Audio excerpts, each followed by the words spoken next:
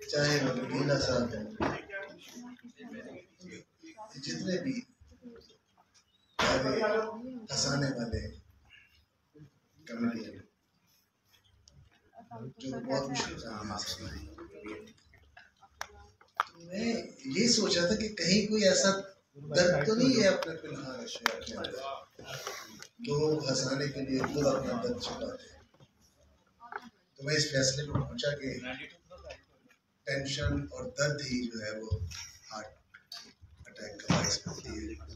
और यकीनन ये कितने बड़े लोग हैं कि अपना दर्द छुपा के आवाम को हंसाते हैं, बड़े क्रेडिट की बात। सरदार कमाल भी उसी फहरिस्त में चले गए। मरना तो सभी ने है, लेकिन अचानक जो मौत होती है, अचानक जो इंसान जुदा होता है, दिल को बहुत तकलीफ होती है।